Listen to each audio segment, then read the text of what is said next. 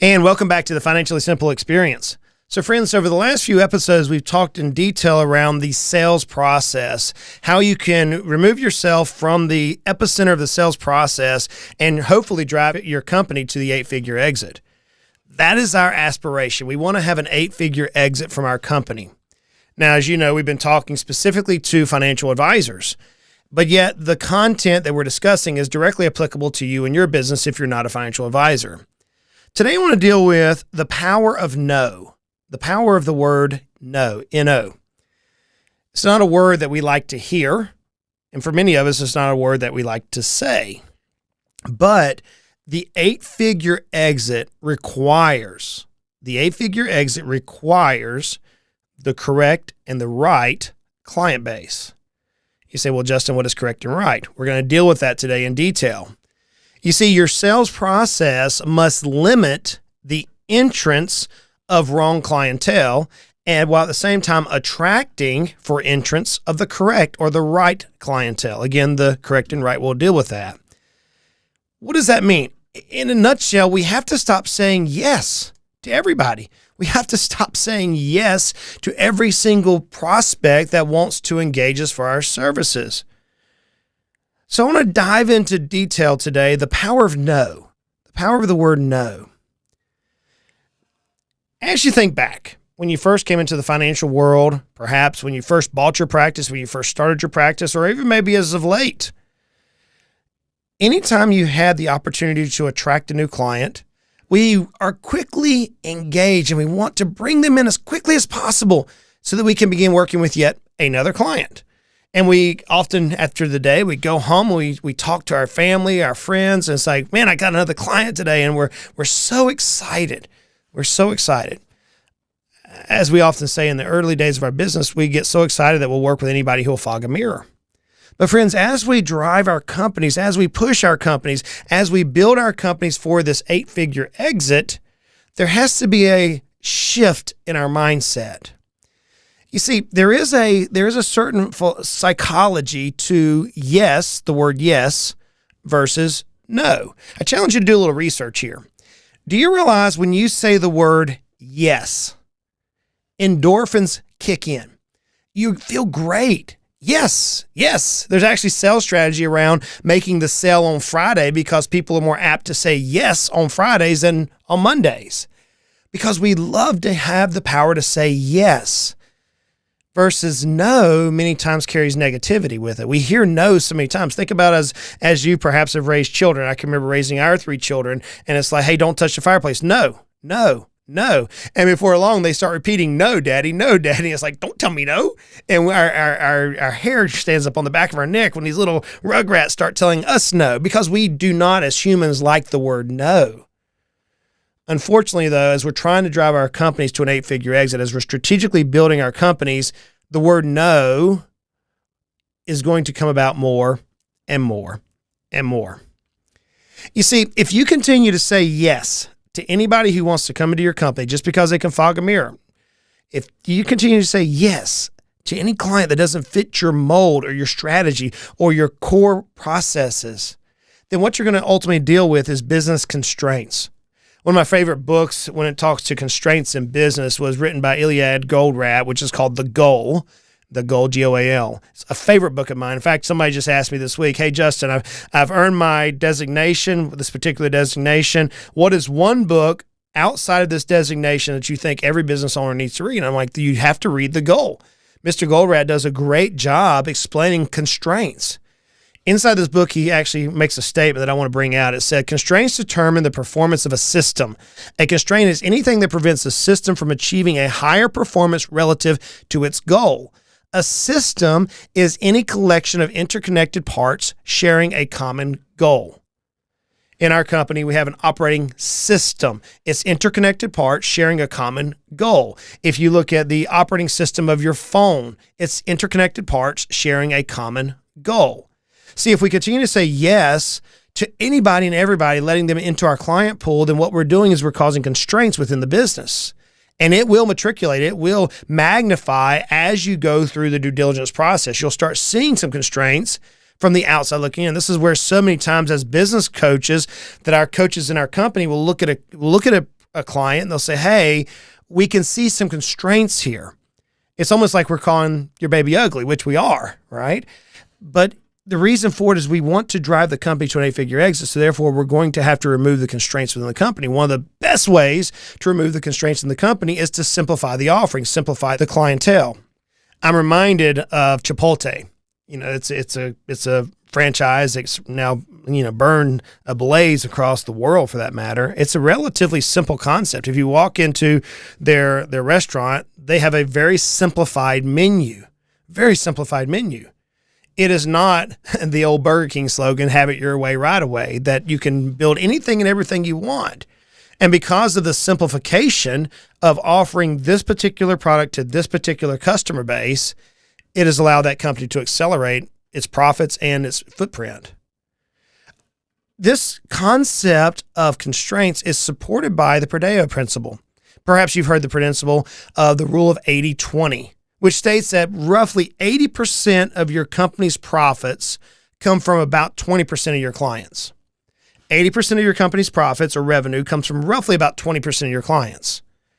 So if you look at your client segmentation, what often we do is we let more and more clients onto the boat, onto the bus within the company, and many times they're not falling in the top 20%. They're not falling within that 20% of clients who are driving 80% of our revenue. Instead, we end up bringing in clients that are subpar to our revenue points, if we're looking at revenue as a metric, and we'll talk about many more coming up. But we'll often let clients in, which ends up driving the constraints within the company. And the rule of 80-20 is so applicable to many of our businesses. There's another metric that comes into play in addition to the constraints in business and the rule of 80-20, and that is what's called the Dunbar's number. Now, basically, if you do some research on this number, it's identifying that there's a psychological limit to the number of people with whom someone can maintain a personal relationship with. So it limits the number of people, and the research suggests that it's around about 150 people, 150 households. So for every advisor, the critical mass is roughly about 150 people. Now, what's interesting about this number is, and you would assume, that technology would help us serve more clients than roughly 150. It's not the case. I love sharing the stage with my friend Michael Kitsis. He and I have been on stage here a couple of times recently addressing various conferences. And I heard him at one of the conferences make this statement, and we grabbed it, and I think he ended up placing it in one of his blogs, but it was very powerful. So I'm going to quote Michael today a little bit throughout this episode, and my goal is to have him on this particular podcast here very soon to talk about business growth for the financial advisory practice. But he made this comment. He said, and I quote, "Some of Dunbar's own research into Facebook has found that even when we have hundreds of thousands of, quote, friends, that in reality, most are mere voyeurs looking into our daily life. All but a core of about 150 interact with you and maintain true relationships with you. In fact, across all of Facebook, Dunbar would suggest it's no coincidence that the average user has about 120 to 130 friends, as that result itself fits Dunbar's number." He went on to say in this particular writing, he says, "Similarly, the recent research article on Twitter has found that while many people have a vast Twitter following, most people still only regularly engage with about 100 to 200 stable relationships." So Michael's pointing out the same things that Dunbar is pointing out, and that is, hey, as an advisor, we can only really support roughly about 100 to 200 relationships. Dunbar's number is 150. So we're starting to see this number not only in business, but we're seeing it within social networks. So if we understand that, hey, as we allow more and more people into our company, we create constraints.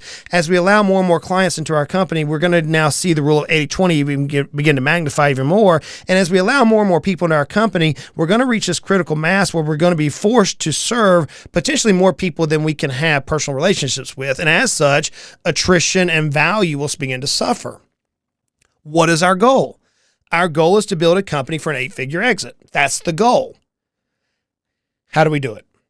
There comes a time in your business as you drive yourself, your company, and I'm using the word drive strategically here, friends. It's intentional. you're purposely doing something to create an outcome that you desire. So as you drive, like a coach would drive the team somewhere, you would get in the car and you would drive your car to a particular destination. As you drive your company to this 8-figure exit, you're going to have to learn the power of no. No. It's a powerful word, and it's going to garner up, as we talked about earlier, many psychological responses. But it is a powerful word that you and your sales team must understand in order to build a sales department to an 8-figure exit. Let's think about your sales team. Many times we give sales challenges or sales incentives, etc. And our sales team out there is wanting to get to the yes because they're rewarded for the yes. But many times the no is not rewarded. There was a study done, 2022 State of Client Engagement. It's a report that was put together by Ignition. And in this report, it identified that 89% of respondents, now this is specifically talking about the accounting firms, bookkeeping firms, but the same can be applied to the financial space and even to your business. 80% of respondents on this particular survey said they avoided or delayed having uncomfortable conversation with troublesome clients. They don't want to say no. The clients are pushing for more than they want to provide, and they don't want to say no, so they just avoid them. What was interesting about this is the study went on to report that 30% of respondents had staff members quit because of their inability to say no. So the powerful word of no could curb a bad relationship, but also may allow you to maintain quality employment. The reality is as our businesses increase, many times we simply outgrow a particular client. Think about the early days in your business or the early days in your career. I can remember one of my very first clients. It was a little old lady. It was somebody that I knew very deeply. She loves me. She's now since passed, but she loved me deeply. It was a family friend. I call her a little old lady, and I don't mean anything derogatory by that. Many times I sat on her front porch eating pecan pie. Notice I said pecan, not pecan, or however y'all say it. But I would sit on her front porch eating pecan pie, and she had a little bit of money, and it paid a little bit of income. But what I realized quickly is I could not provide the needs of the business by continuing to work with that little bit of income. So my company outgrew the ability to serve this particular client with the desire they need. There's many reasons that we could potentially outgrow our clients. It could be that serving them requires more efforts than other clients. If you're looking at your client revenue, or if you're looking at your client costs, soft cost, hard cost, some clients are just administrative nightmares. They take too much time, too much administrative time in order to bring about profitability from the relationship.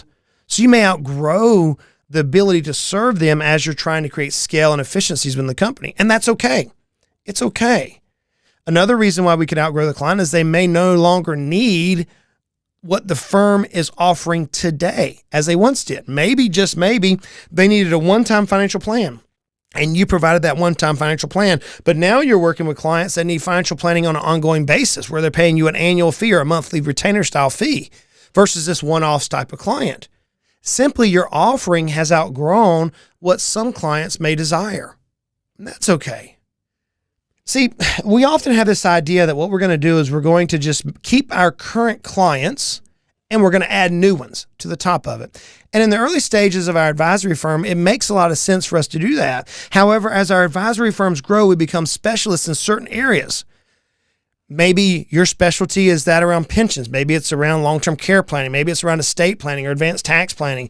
Whatever your specialty is, maybe it's around options trading. Whatever your specialty is, there's a whole world in finance that more than likely you're not a specialist in.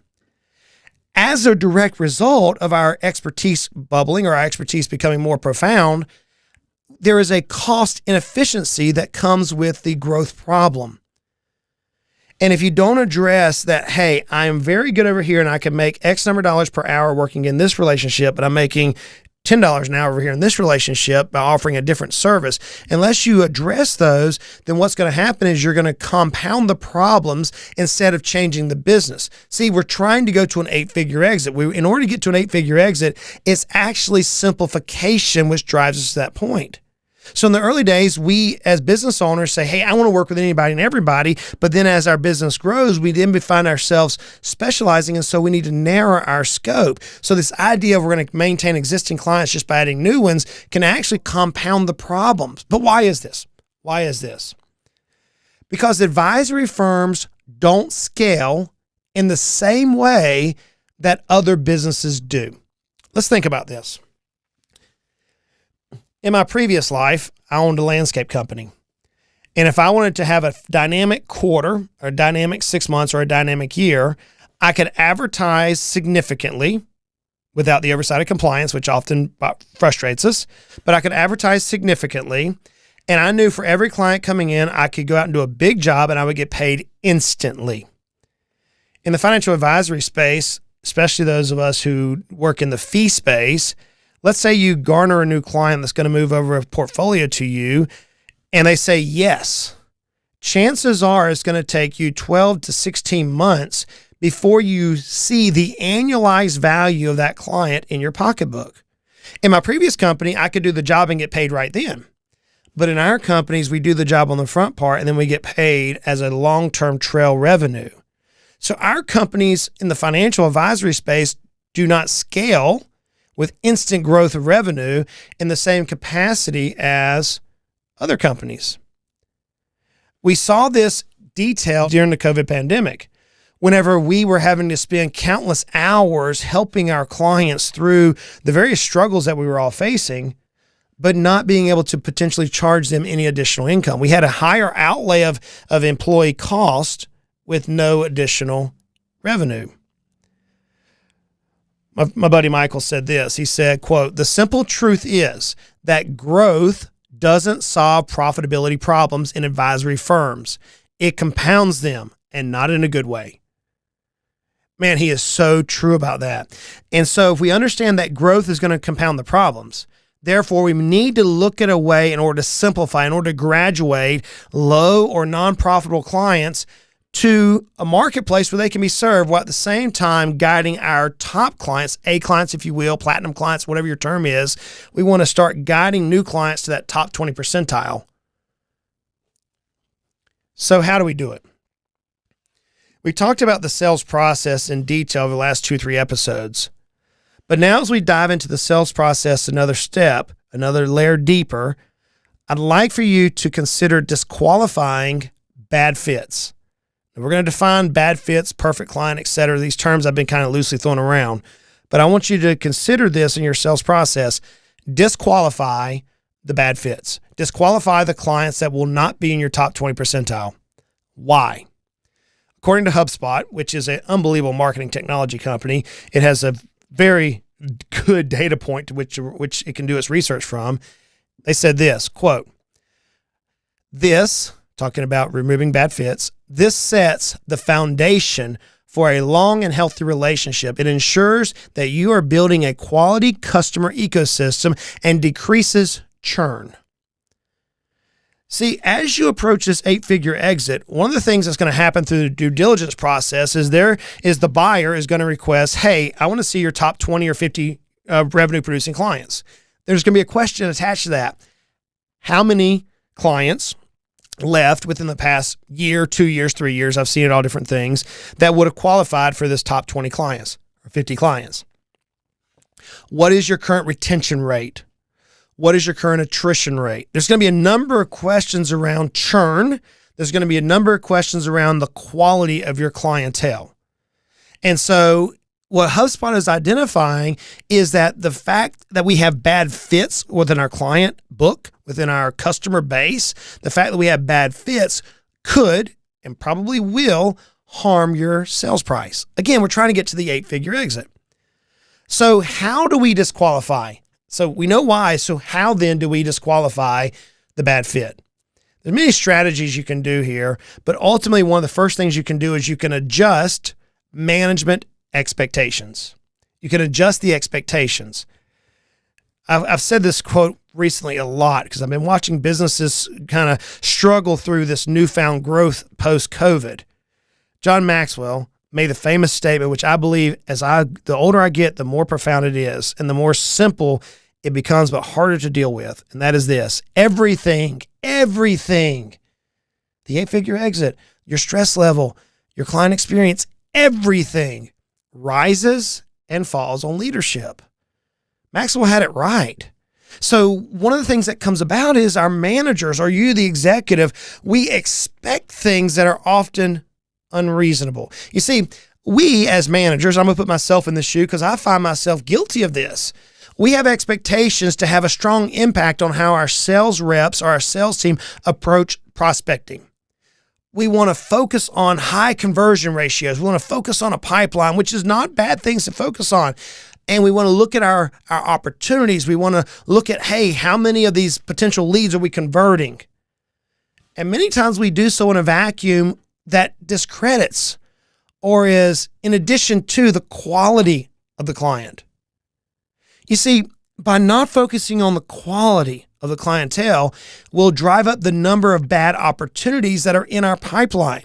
We'll drive up the number of sales that transpire for bad or less than desirable customers to help us drive to our 8-figure exit.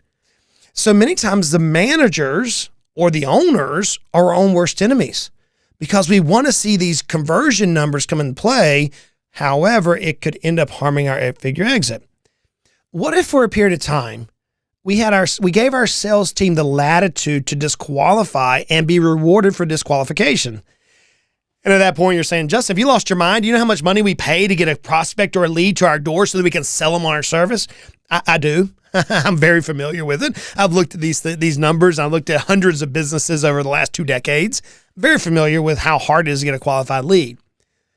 But I'm also aware that unless we put crystal clear provisions and parameters on what makes the perfect client, we'll continue to fill our boat, to fill our business with clients that only add to the constraints, with clients that only add to churn rates, with clients that only drive us up a little bit.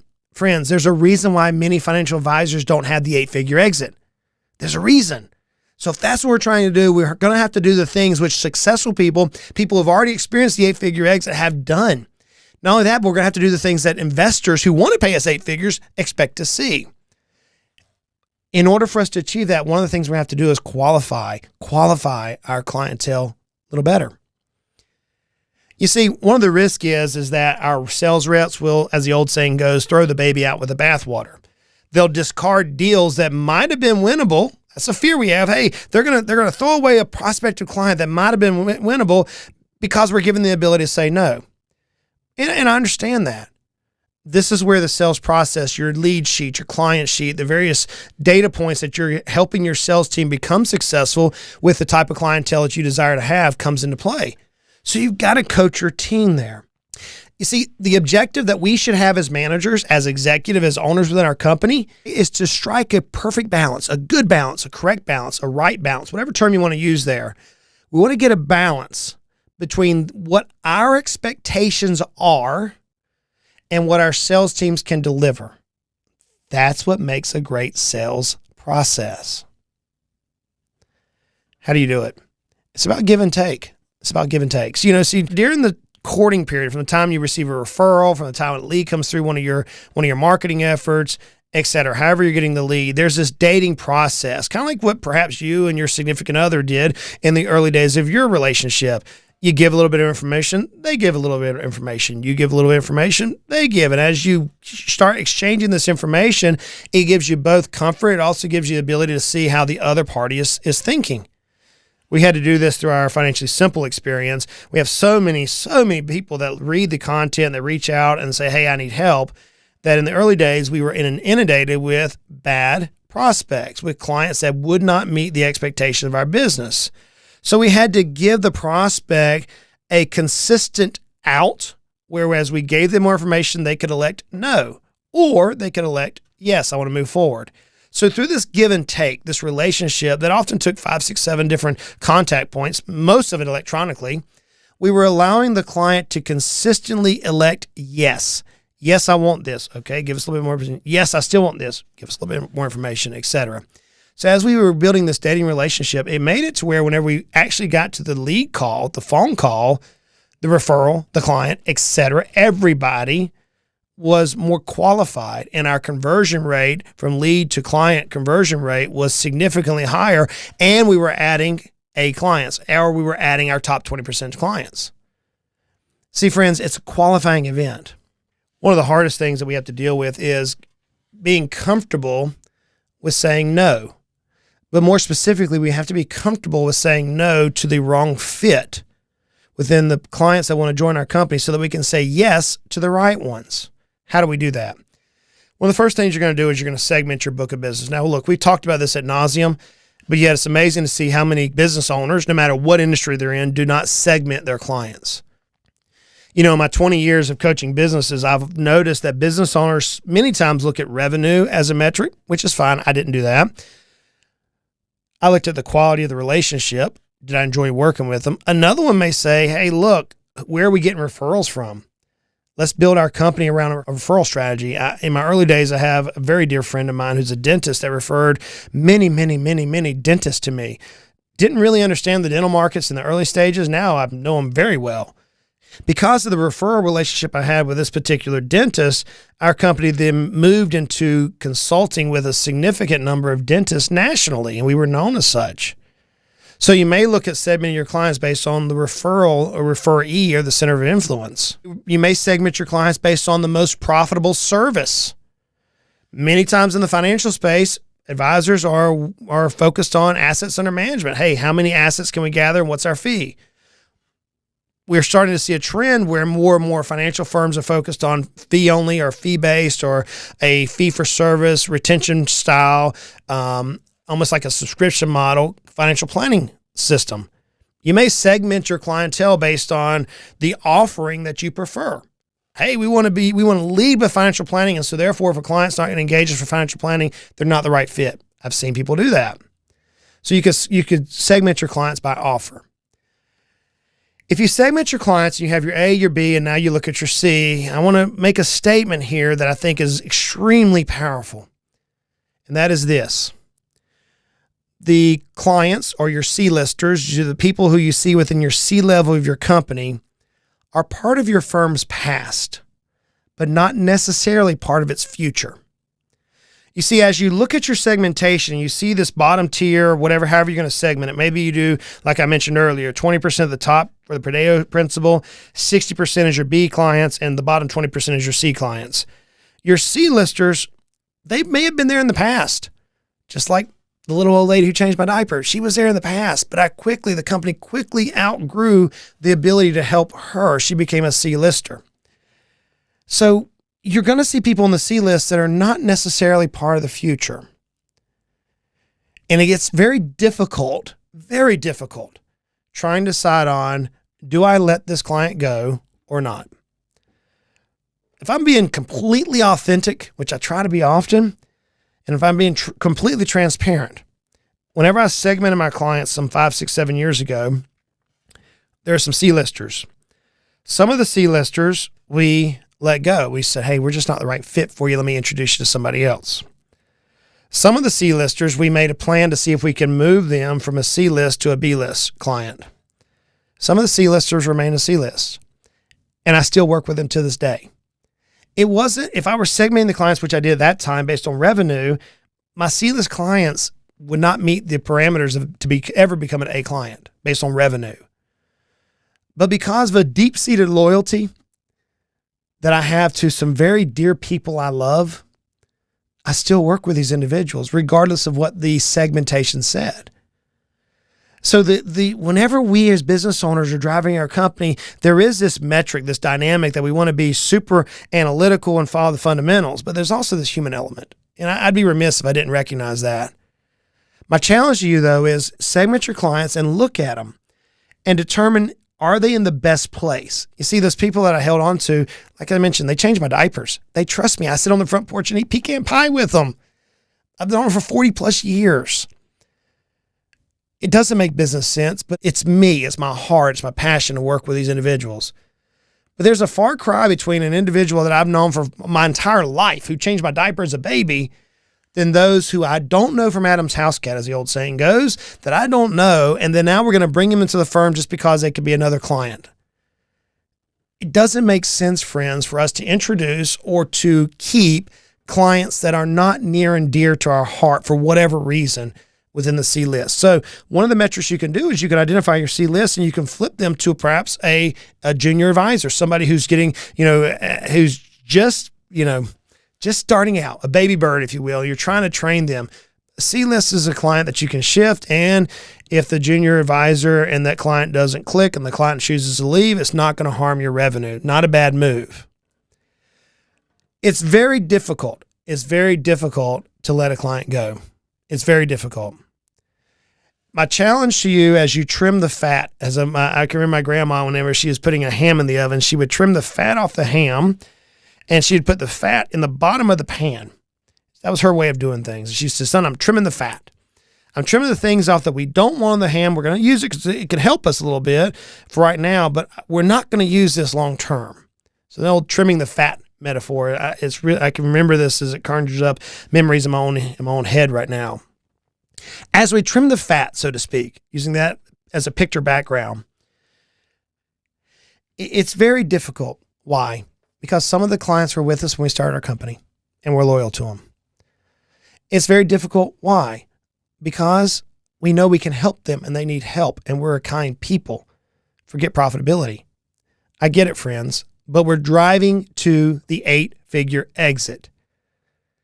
One question I want you to think about as you look at the C list, are the individuals on this list worth you missing potentially your 8-figure exit? Some people may answer that with yes, Justin. Cool. Some people may say no. Okay. Whenever my daughter was born, I've shared this conversation many times. My daughter was born about a month and a half premature. A little bit of medical problems. Today she's beautiful. She's healthy. I'm grateful beyond measure. The Lord's blessed us. But I can remember when she was born, I had kind of blocked my calendar for the month before her expected delivery date with tons of clients. I joined a firm as an owner/employee, and I was segmented a group of clients, and I was building my own book. And I had this client that somebody had referred to me, a good client, a client had referred to me, a buddy of theirs. And this client's personality just didn't fit well with mine. It wasn't that they were a bad person. They just a different personality. And I can remember doing a lot of work for this individual, bringing him to the point where it was decision time. We had gone back and forth through research, etc. And lo and behold, my daughter comes a month and a half early. In the midst of this time period, I'm supposed to meet this individual. And I can remember sitting in the hospital. We were in the children's intensive care unit while my daughter was at Children's Hospital here in East Tennessee. And my wife and I are sleeping in the hospital next to our daughter in this incubation tank, dealing with what she was dealing with, praying, dealing with stress levels as new parents. And I'm looking at my calendar and I'm saying, I've got these individuals here. This one client was a sizable client, probably the largest client in my first 5 years of business. Very sizable client, high revenue. My wife said, Justin, go meeting. Go meeting. You need a break. Go meeting. So I got dressed, put on my suit and tie back in the day, my French cuffs, went to the office, sat down with this client. He never once said, hey, how are you? The very first statement out of his mouth was self-centered and how can you serve me type attitude, which is not the way I think. And I said, yeah, I haven't slept much. My wife and I, our baby's in the intensive care unit, and this person was cold. It didn't even acknowledge, man, I'm sorry. Sorry about that. It was straight business. It's just a personality type. And I can remember rationalizing with myself, and I literally had this thought in my head. He doesn't give a flying flip about me. Do I really want to work with this person for the next decades of my life? I can remember sitting in that meeting thinking about this, and it was my first time that I realized the type of person that I work with, regardless of the revenue, mattered for my sanity as well as my 8-figure exit. And I remember sitting in that meeting and he was talking. And it was like I was an outside the body experience, like you would see on a cartoon where I'm floating above and I'm watching this thing and I could see my face. I could see him. He was very intent on his desires. And yes, I was there to serve him. I get all that. But in my person in that moment, I'm going, this doesn't make sense. And in those days, we had a portfolio because we were using paper. We had, old BlackBerry type of things. I can remember closing my portfolio, putting my hands on top of it. He was talking and he looked at me and he said, did I say something? I said, I just don't think this is a relationship that I want to enter into. I hear you. Let me give you this information that I was able to ascertain, but I'm going to challenge you to go find you another advisor to work with. And he turned white. Then he got mad. And well, why? I want to work with you. I'm like, sir, anybody who's not willing to identify the crisis that I'm in right now, and everything right now is about you, I am not going to be, my exact words, your do boy. I'm not going to have you call me up and say, do this, do that. This is not the relationship I want. So, sir, we can't work together. I remember getting up in that moment, and he was speechless. The assistant helped him out of the office. We provided the information. I've met him many times since then. We're still very, very cordial with each other. He's working with a great advisor now who's able to help him, and I'm excited for their opportunities that they have in front of them. But in that moment, it became an easy decision because of the focus that I had in my life at that point. Do I regret not working with him? Not at all. Very shortly thereafter, I received several other clients that made him look small in comparison in terms of revenue to what I was experiencing because I became crystal clear in who I wanted to serve. So letting clients go sometimes are easy. If you find yourself, though, trying to graduate a client, move them to somebody else, and it's difficult, bring perspective. Why are you graduating this client? What's the purpose?